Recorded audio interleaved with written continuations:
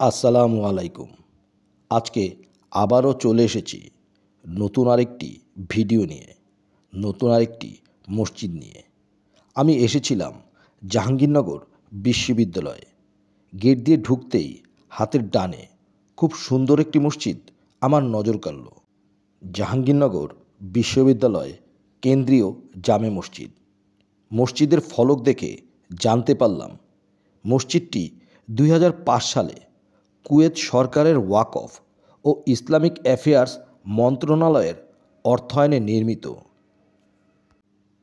দূর থেকে মসজিদটি দেখলে প্রথমেই চোখে পড়ে নিখুঁত স্থাপত্য আর চারপাশের গাছগাছালির আবরণ। মনে হয় প্রকৃতি আর ইবাদতে জায়গাটি যেন একে অপরের পরিপূরক। আর চারপাশের প্রকৃতি যেন মসজিদের সৌন্দর্যকে আরও কয়েক গুণ বাড়িয়ে দেয়। প্রতিদিন বিকেলে যখন পাখিরা ঘরে ফেরে, গাছের পাতায় বাতাস দুলে ওঠে, তখন মসজিদের চত্বর যেন এক টুকরো জান্নাতের অনুভূতি। মসজিদের বাহিরের ডান দিকে মুসল্লিদের অজু করার স্থান ও বাথরুমের স্থান।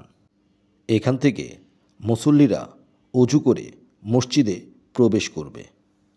জাহাঙ্গীরনগর বিশ্ববিদ্যালয়ের এই মসজিদটি শুধু একটি ইবাদতখানা নয়, একটি শান্তির ঠিকানা, প্রকৃতির আশ্রয়স্থল আর আত্মার প্রশান্তির স্থান। আমিও গুটি গুটি পায়ে মসজিদের ভেতর প্রবেশ করি। ভর দুপুর 3:30 নাগাদ মসজিদে প্রবেশ করি। মসজিদের ভেতর প্রবেশ করলে দেখা যায় প্রশান্তির এক গভীর অনুভূতি। এখানে দাঁড়ালে মনটা অযথা ব্যস্ততা থেকে দূরে সরে যায়। ক্লাস অ্যাসাইনমেন্ট, কাজের চাপ সব ভুলে ছাত্রছাত্রীরা আল্লাহর স্মরণে ডুবে যায়। অনেকেই বলে এখানে নামাজ পড়লে মনে হয় হৃদয়ের ভেতর থেকে বোঝা যেন একদম হালকা হয়ে যায়।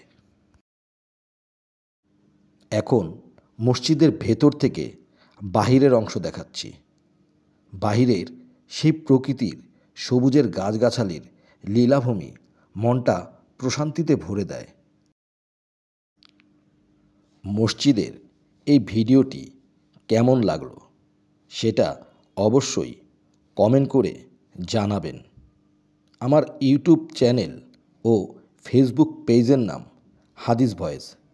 পেজটিতে লাইক, কমেন্ট, শেয়ার করবেন এবং চ্যানেলটিতে সাবস্ক্রাইব করে সাথেই থাকবেন। আজ চলে যাচ্ছি, কিন্তু আবার ফিরে আসব নতুন কোনো মসজিদের ভিডিও নিয়ে। ধন্যবাদ।